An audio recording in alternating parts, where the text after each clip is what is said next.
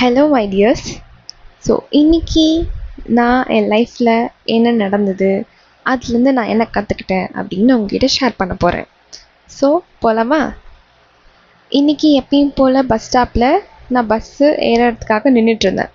என் கூட ஒரு குட்டி பையன் காம்படிஷனுக்கு போகணும், வேறு ஒரு ஸ்கூலில் பார்ட்டிசிபேட் பண்ண போகிறேன்னு சொல்லிட்டு பஸ்ஸுக்காக வெயிட் பண்ணிகிட்ருந்தான். அப்படியே கொஞ்ச நேரம் போச்சு, எனக்கான பஸ் வந்தது, நான் ஏறிட்டேன். அவனும் அதே பஸ்ஸில் ஏறியிருக்கான். பஸ்ஸு ரொம்ப ரஷ்ஷாக இருக்கிறதுனால நான் அவன்கிட்ட இதை கான்வெர்ட் பண்ண முடியல. பிகாஸ் நீ சொன்ன ரூட் இது இல்லைடா, வேறு பஸ் அப்படின்னு என்னால் சொல்ல முடியல.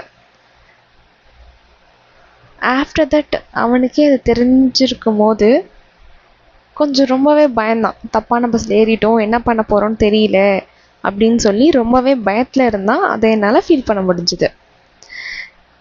கண்டக்டர் உடனே எங்கடா தம்பி போகணும் அப்படின்னு கேட்டப்போ அவன் ரொம்ப பயத்தோட, நான் தப்பான பஸ்ஸில் ஏறிட்டேன்னா என்னை திட்டாதீங்க, நான் தெரியாமல் பண்ணிட்டேன், அது மாதிரி ரொம்ப பயத்தோட பேசினான். ஏன்னா அவன் ரொம்ப சின்ன பையன், 6th ஸ்டாண்டர்டும் 7th ஸ்டாண்டர்டும் தான் படிச்சுட்டு இருந்தான்.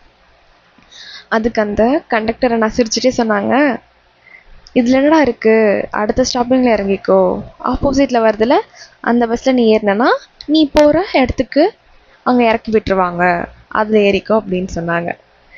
ஸோ இது ஒரு 2 minutes இன்சிடெண்ட் தான். ஆனால் இதுலேருந்து நம்ம பெரிய லெசன் கற்றுக்கலாம்.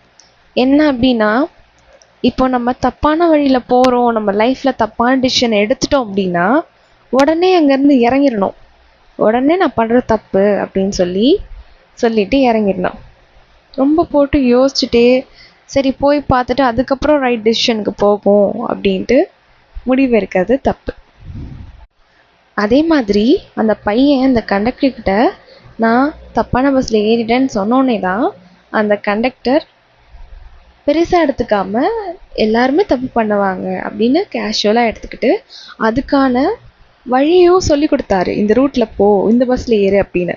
அது மாதிரி உங்களுக்கு நம்பிக்கையானவங்க கிட்ட பேசுனா ஆட்டோமேட்டிக்காகவே அதுக்கான பதில் உங்களுக்கு கிடச்சிரும். இது அவ்வளோ பெரிய விஷயம் இல்லை அப்படிங்கிறத புரிய வச்சுருவாங்க. இது சின்ன இன்சிடெண்ட் தான், ஆனால் என் லைஃப்பில் இது எனக்கு கிடைச்ச பெரிய மாரல். ஸோ இதுதான் moral of the story. Thank you. இந்த ஸ்டோரி உங்களுக்கு பிடிச்சிருந்தது, இந்த கண்டென்ட் உங்களுக்கு பிடிச்சிருந்ததுன்னா do subscribe. Thanks for watching.